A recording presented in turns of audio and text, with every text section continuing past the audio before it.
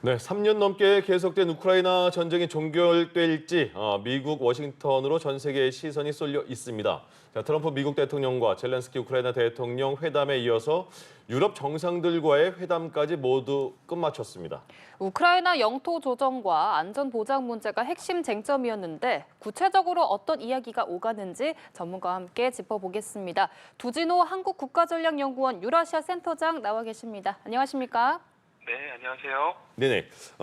지금까지 보도된 바가 뭐 다 나오지는 않았겠지만 회담 내용이 지금 보면 지난 2월 트럼프 대통령과 젤렌스키 대통령과의 그 회담과는 분위기가 상당히 달라진 웃음도 많이 있었던 그런 분위기인 것 같은데 지금까지 나온 그 결과 전해진 결과만 봤을 때 전반적으로 회담의 결과 어떻게 평가하십니까?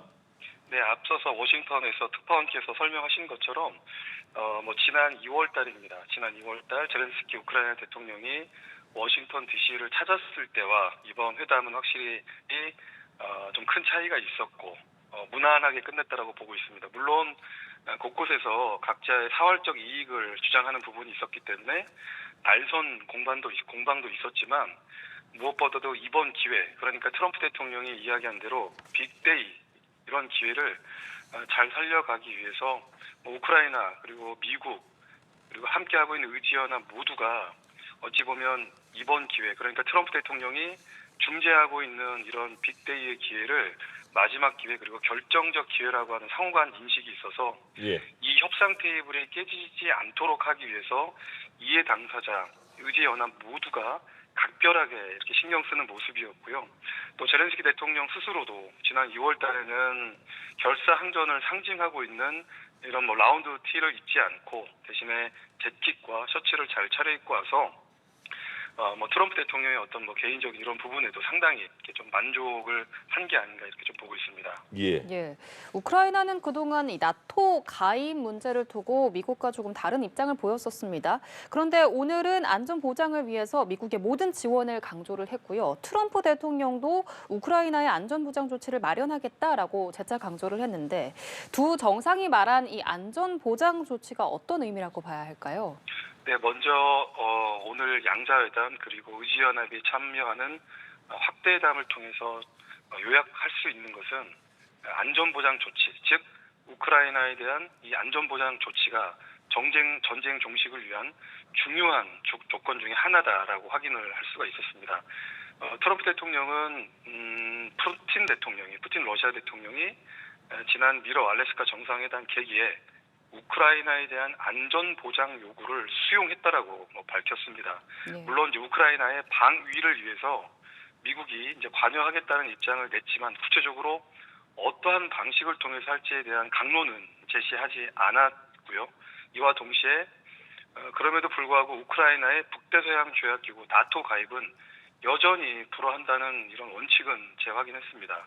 한편 젤렌스키 대통령은 우크라이나가 주권 국가로서 동맹을 맺을 수 있는 권리를 인정받고 또 러시아의 추가 침공 등 이런 위협을 억제하기 위해서 나토와 같은 집단 방위 체제 확약 등 안전 보장이 선행되어야 된다는 입장을 주장을 하고 있습니다만 현실적으로 나토 가입은 어려운 것이고 그러나 나토의 그 5조가 특정한 집단 방위 공약을 이행하면서 우크라이나의 어떤 대러 억제력을 확립할 수 있는 유사한 형태의 조치가 필요하다는 이런 주장을 하고 있는 것입니다. 예.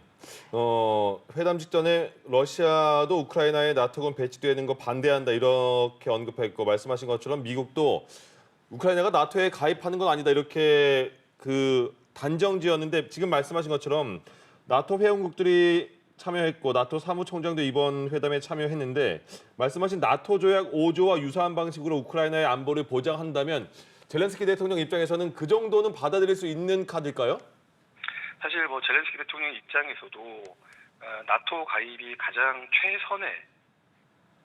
최선의 안전 보장을 위한 조치가 될 것인데요. 예. 미국과 그리고 러시아가 완강하게 반대를 하고 있으니 현실적으로 나토 가입은 어렵고 그래서 나토 조약 5조를 살리면서 영구적으로 중장기적으로 우크라이나에 대한 어떤 평화 체제를 구축할 수 있는 수단, 그러니까 북대서양 조약기구와 유사한 형태의 어떤 집단 체제를 갖춰줄 수 있다면 젤렌스키 대통령 입장에서도 최선은 아니지만 차선이 될 수 있기 때문에 아마 그것은 좀 강력하게 원할 것 같습니다. 예.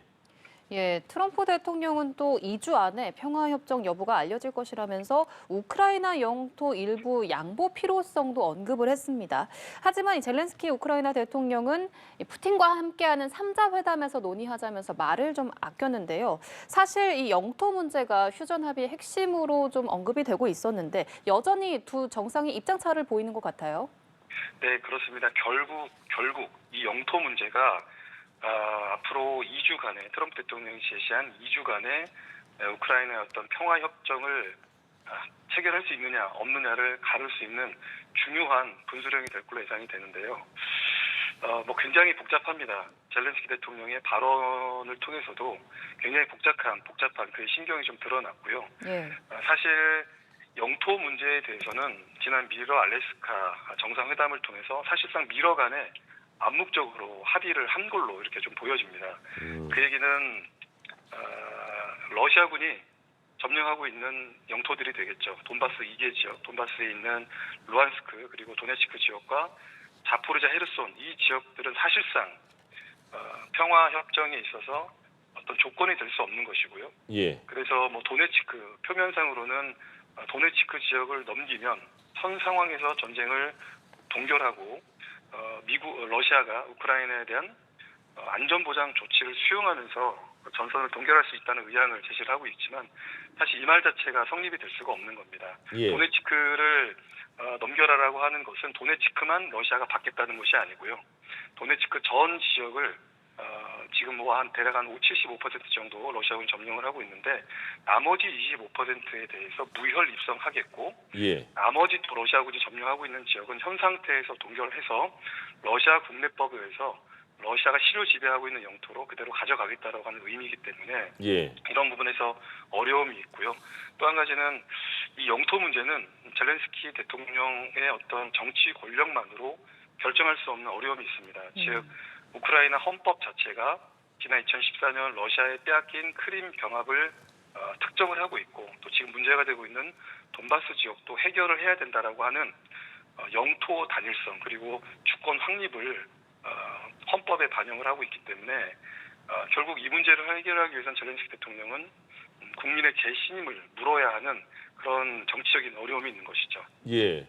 그러면 말씀하신 돈바스 지역에서 지금 한 75, 80%를 러시아가 장악했고 나머지 거는 우크라이나에게 내놔라. 그리고 돈바스 밑에 쪽으로 계속해서 크림반도까지 지금 차지하고 있는 거 다 우리 걸로 하겠다. 러시아가 이렇게 말을 하고 있고 그러면 그게 알래스카 회담에서 약속이 된 걸로 보인다면 젤렌스키 대통령은 그걸 내놓을 가능성이 있다고 보세요? 지금 그래서 가장 쟁점이 되는 영토 문제와 예. 우크라이나에 대한 안전보장 조치가 결과적으로 등가적으로 거래가 되는 그런 모습으로 보입니다.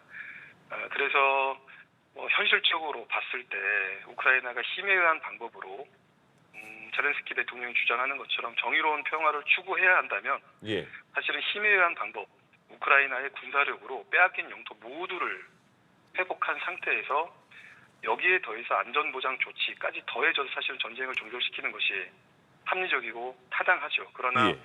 현재 우크라이나의 어떤 군사력을 놓고 봤을 때 그리고 이들을 돕고 있는 의지연합 지원의 규모를 봤을 때 현실적으로 그것을 달성하기는 어렵기 때문에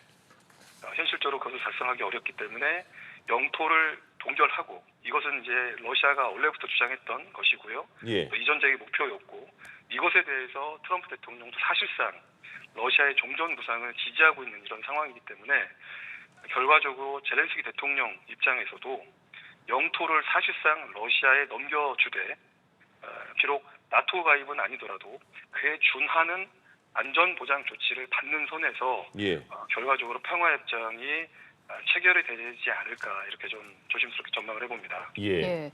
이번 회담 이후에 트럼프 대통령이 밝힌 내용에 따르면 앞으로 우선 푸틴과 젤렌스키 두 정상의 대통령 회담을 조율을 하고 그 이후에 3자 회담을 진행하겠다는 걸로 알려졌는데요. 이 절차는 어떤 의미라고 보시는지 그리고 이 흐름에서는 어떤 내용들이 좀 오고 갈지 이야기를 좀 부탁드리겠습니다. 무엇보다 트럼프 대통령 본인도 이 3자 회담에 대한 의지가 굉장히 강력한 걸로 이번 양자회담 그리고 의제연합 다자회담을 통해서 드러났습니다. 그래서 젤렌스키 대통령이 3자 회담이 준비되어 있다. 그 자리에 트럼프 대통령이 좀 와서 도움을 줬으면 좋겠다라고 이렇게 발언을 했을 때 트럼프 대통령이 내가 그 자리에 함께 하겠다라고 명확하게 얘기를 했고요. 예. 의제연합과 다자회담을 진행하는 과정에서 중간에 이제 트럼프 대통령이 잠깐 이석을 해서 푸틴 대통령과 아마 공조 통화를 한 걸로 보입니다. 그래서 예. 이 트럼프 대통령이 푸틴 대통령과 통화를 하게 된 그 주요 목적과 이유 자체가 푸틴 대통령이 언제 어디서 어떤 방법으로 젤렌스키 대통령이 함께하는 3자 회담을 할 것인가, 이 회담장에 나올 의향이 있는가를 아마 물어보기 위해서 이렇게 좀 통화를 한 걸로 보이고요. 예.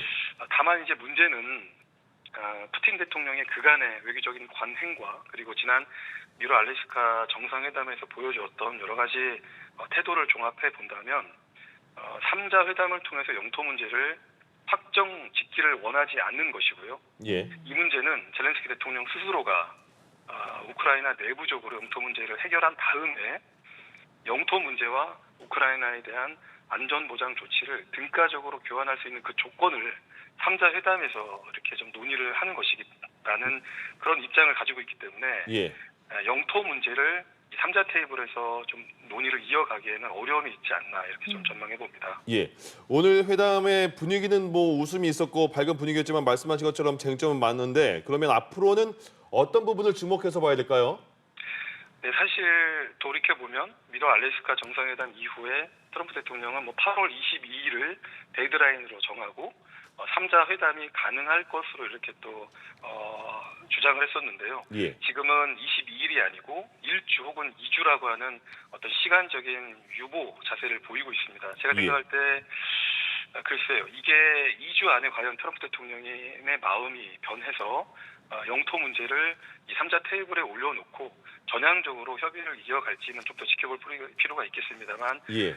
현재로서는 그 영토 문제를 협의하기 위해서 3자 테이블이 차려질 가능성은 좀 적어 보이고, 다만 이것을 위한 또 미러 간에 또 미 우크라이나 간에 뭐 다양한 이런 채널들이 가동이 되면서 어쨌든 트럼프 대통령의 외교적인 노력을 통해서 지금 모멘텀이 이렇게 좀 살아나고 있는 종전 협상을 위한 양자 그리고 다자 이런 테이블들의 외교적 노력들이 앞으로 향후 2주간에 굉장히 인텐시브하게 전개될 걸로 이렇게 예상을 해봅니다. 예. 예, 알겠습니다.